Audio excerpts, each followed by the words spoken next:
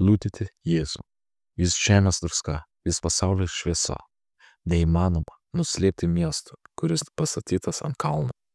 Evangelija pagal Matą, 5 skyrius, nuo 13 iki 14 eilutės.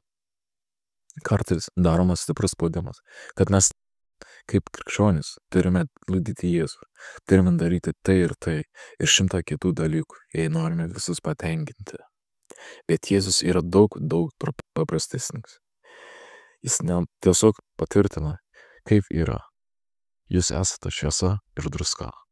Jis nesako, stenkitės tai daryti, būkite misionieriais, dirbkite su manimi. Jis sako, jūs jau esate nuostabiai paprasta ar ne. Ir tai tiesa, kai Jėzus viešpatauja tavo širdyje, tu esi Jėzus žmogus ir tu atspindi jo veidą. Jis viešpatauja tavyje ir tu elgiesi pagal Jėzų.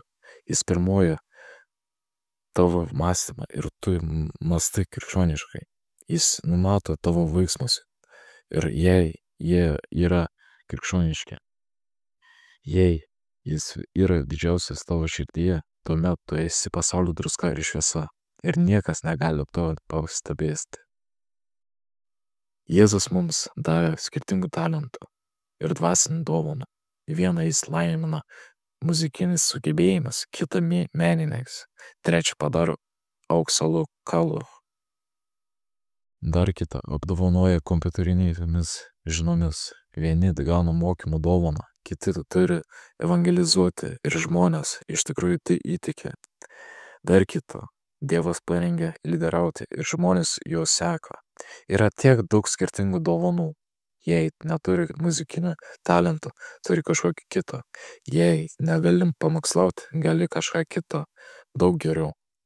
Kaip išlaisvina biblinis mokymas apie dovanas.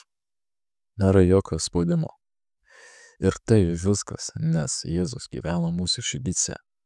Jei vadovaujamės savo pačiu įsivaizdavimu, koks turėtų būti krikščionis, tada mus greitai sutrauks mėšlungis, apims neramybė ir stresas.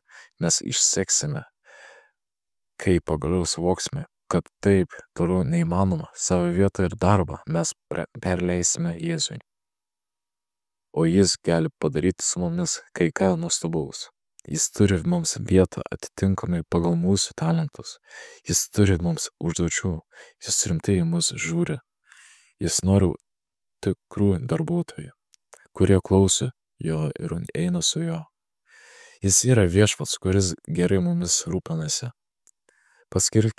Paskirkime laiko pasikalbėti su juo ir tegul jis su mumis dirba, jis to vertas. Ačiū viešpatie, tu iš tiesų esi išlaisvintojas. Tu paėmė nuo manęs bet kokią spaudimą. Aš visiškai atsiveriu tau, prašau, būk mano valdovu. Noriu tavęs klausyti ir tave atspindėti. Tai esi viešpats, kuris mane tikrai myli. Amen.